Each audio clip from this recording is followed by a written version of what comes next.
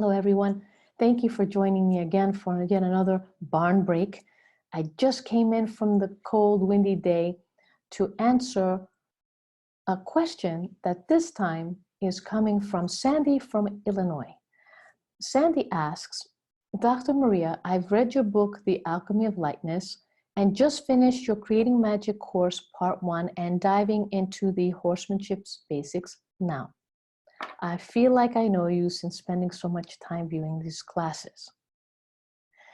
There are just so many insights and things I never even imagined. I'm just curious on how you arrived at this way of thinking. So basically, my question is, what do you think makes you so good with horses? Sandy, thank you. First of all, thank you for taking the course.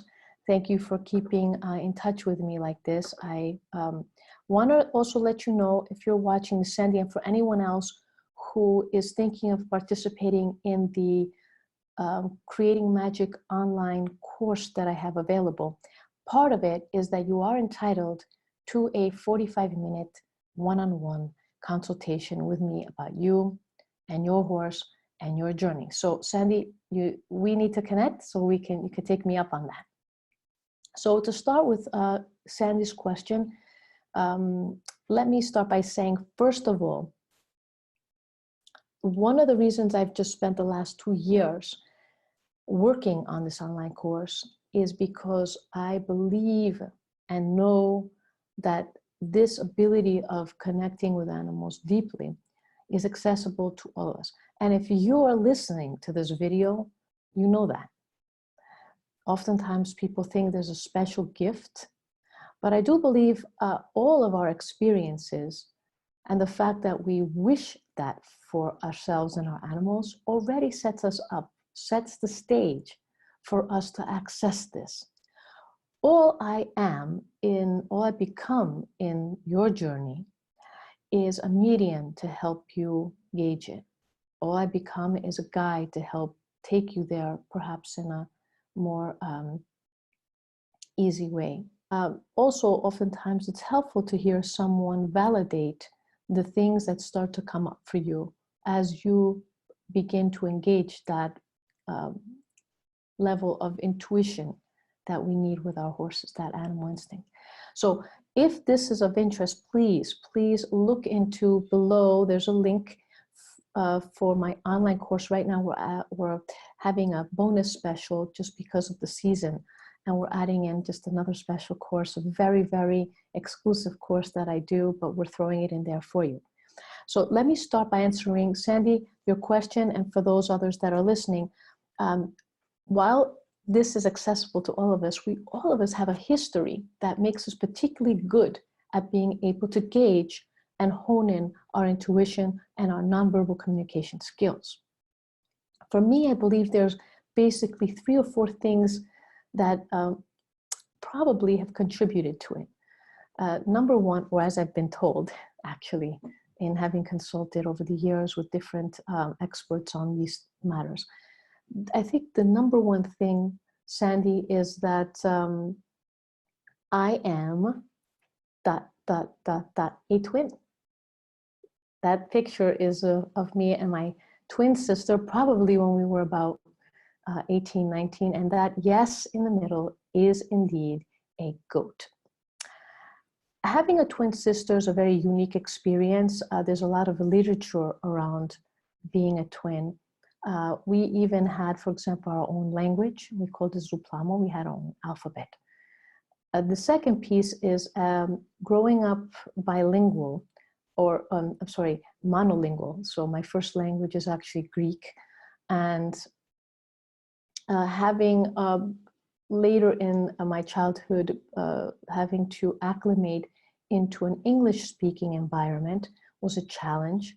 And as a result of that, not being able to use language, and the fact that our human need to connect with other children and other adults to get our needs met, meant that we got creative about how we communicated. And oftentimes that did not and could not really include language.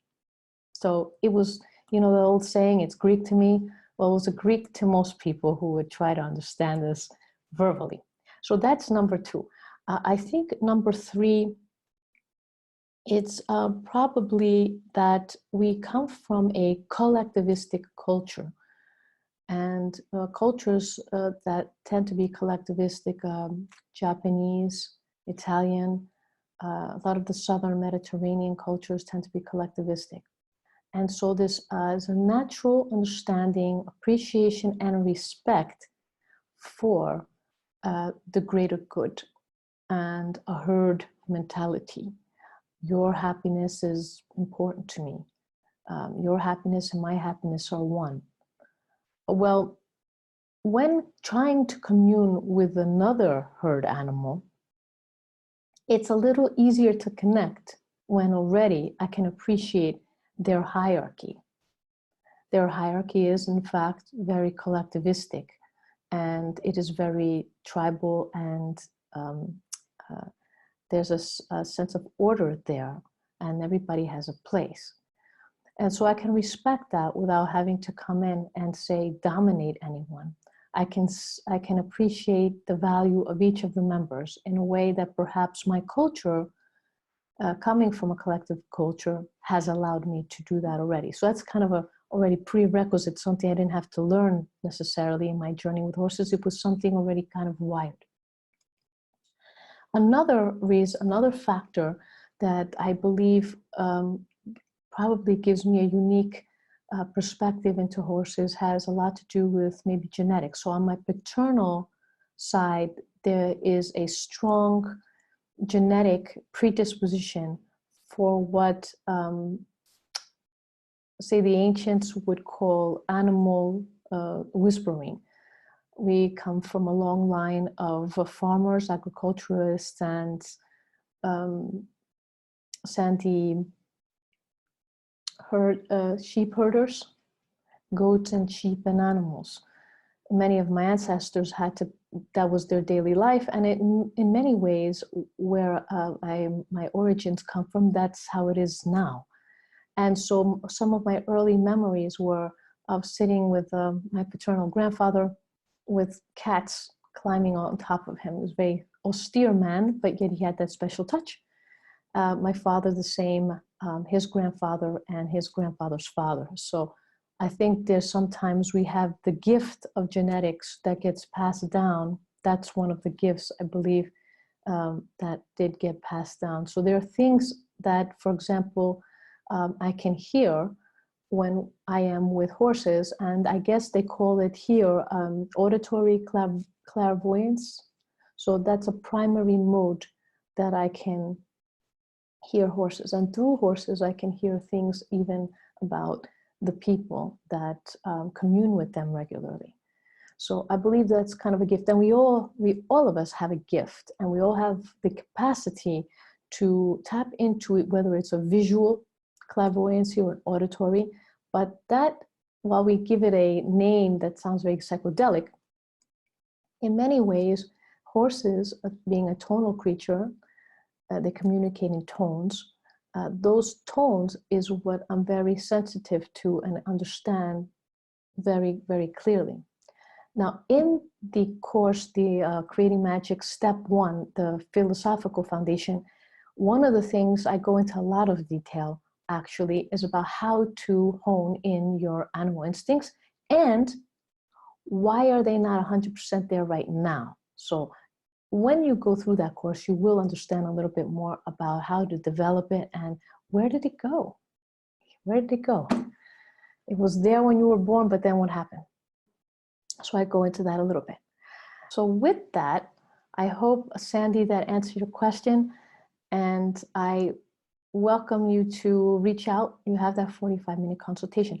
For everyone else, if you have any questions, comments, just below, I have my email. Reach out to me. With that, I'm going to end by showing you a little bit of a clip of what I was doing today at the barn just before I came here, just playing with my friend after his workout a little bit.